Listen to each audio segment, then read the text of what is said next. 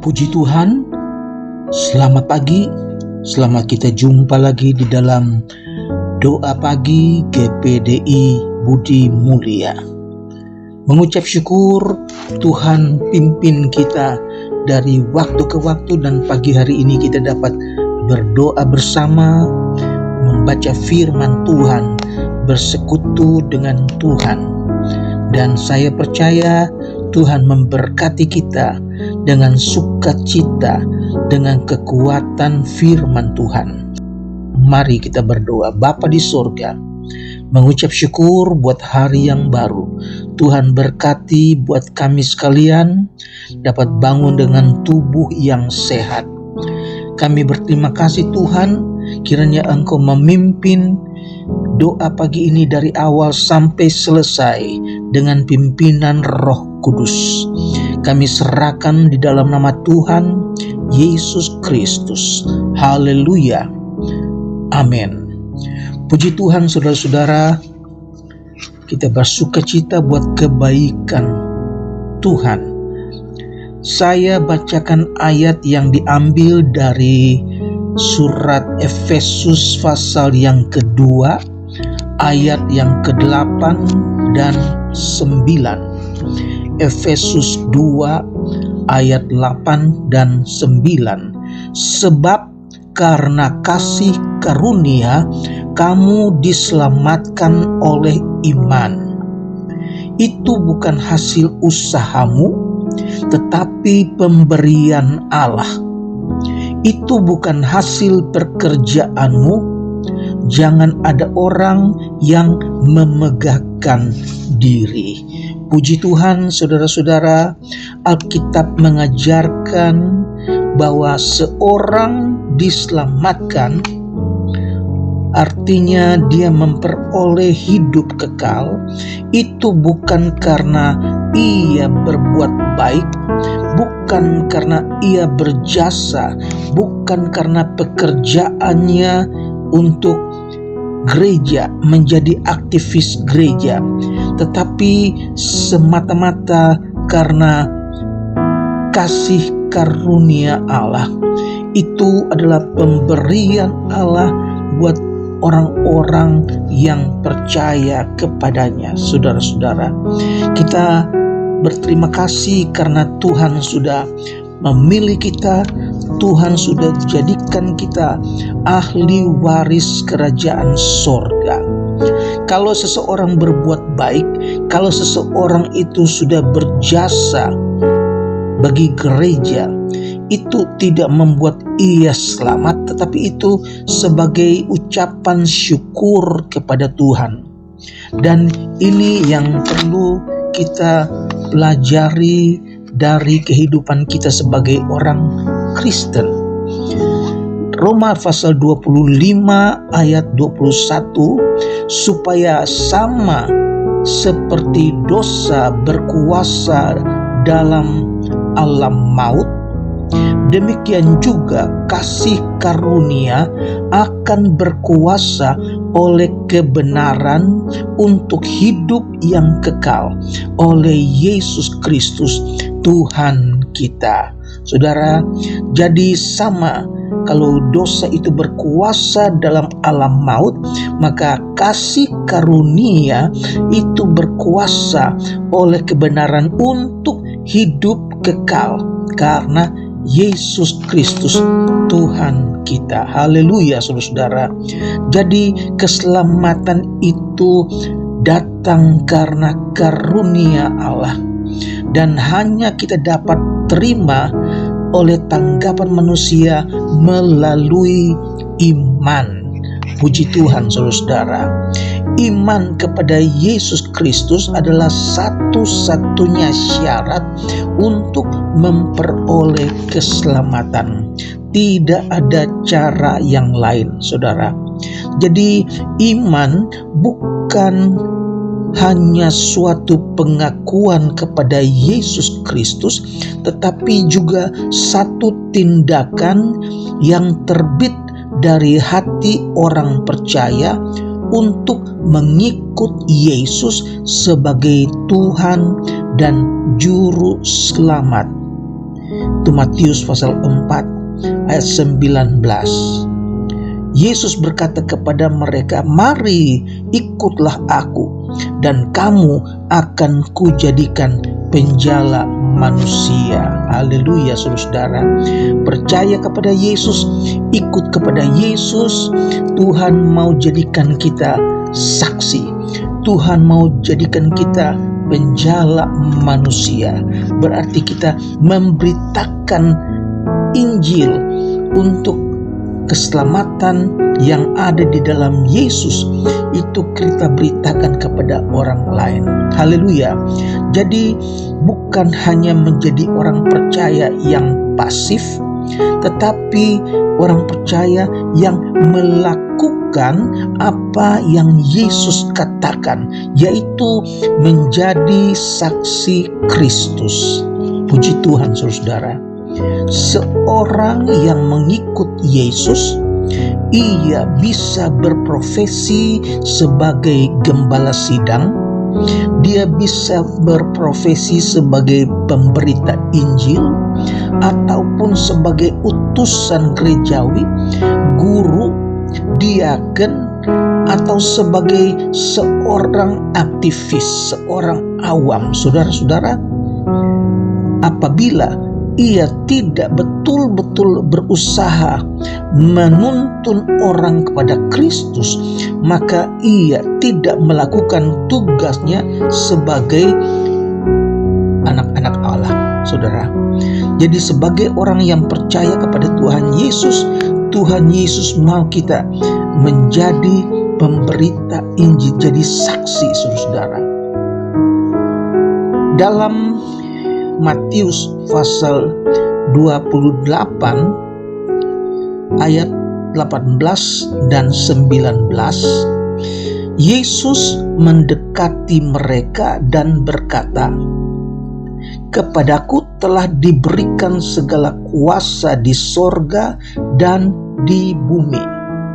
Karena itu, pergilah, jadikan segala bangsa muridku, dan baptislah mereka dalam nama Bapa dan Anak dan Roh Kudus."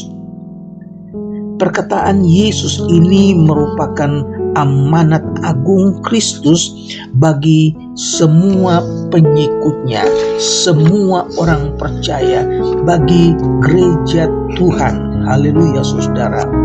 Dan Yesus ajarkan kepada murid-muridnya supaya mereka, gereja itu, pergi ke seluruh dunia untuk memberitakan kabar baik kepada semua orang tentang Kristus. Tujuan pemberitaan Injil ini adalah untuk memuridkan mereka yang akan menjadi orang-orang yang percaya, supaya mereka menjadi seorang percaya yang taat kepada perintah Tuhan. Sebagai orang percaya, kita belajar taat kepada perintah Tuhan Yesus, karena Yesus katakan, "Barang siapa mengasihi aku, ia akan melakukan apa yang aku perintahkan." Haleluya. Indah kalau kita mengikut Yesus.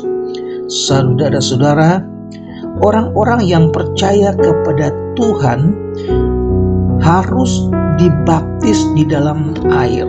Ini satu tanda bahwa dia sudah menjadi orang Kristen. Dia sudah menjadi pengikut Yesus.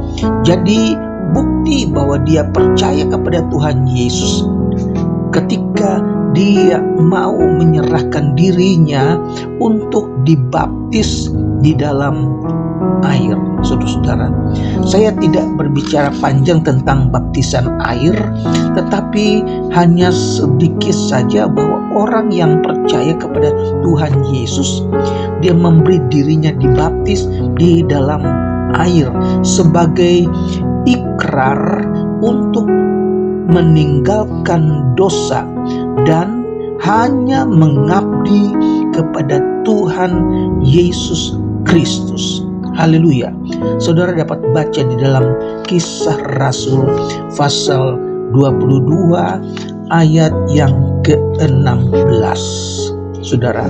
Nah, baptisan air merupakan upacara gerejawi, upacara rohani untuk menunjukkan bahwa seseorang yang sedang menyerahkan diri sepenuhnya kepada Yesus Kristus dengan memasuki baptisan di dalam nama Bapa dan Anak dan Roh Kudus, yaitu di dalam nama Tuhan Yesus Kristus.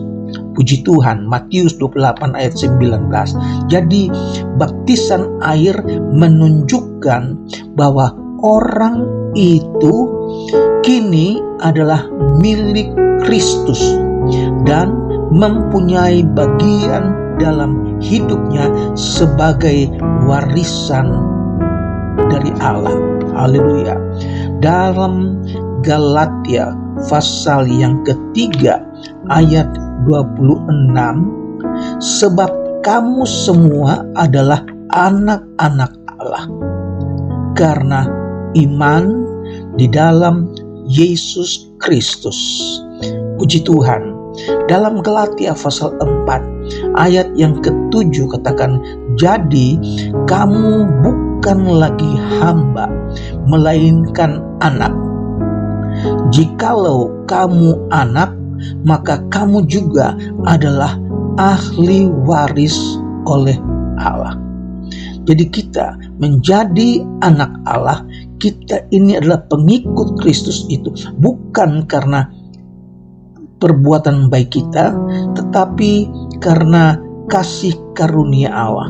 Itu adalah pemberian Allah oleh iman kita kepada Yesus Kristus. Puji Tuhan, Tuhan memberkati saudara, dan biar iman kita tetap kepada Yesus Kristus saja, bukan kepada yang lain. Hanya Yesus, sekali Yesus, tetap Yesus. Puji Tuhan. Mari kita berdoa. Bapa di sorga, kami mengucap syukur buat pagi ini kami dapat mendengarkan firman Tuhan, bahwa kami menjadi murid Tuhan, kami menjadi pengikut Tuhan bukan karena kami baik, tetapi karena Engkau yang memilih kami, karena iman kami kepadamu Yesus.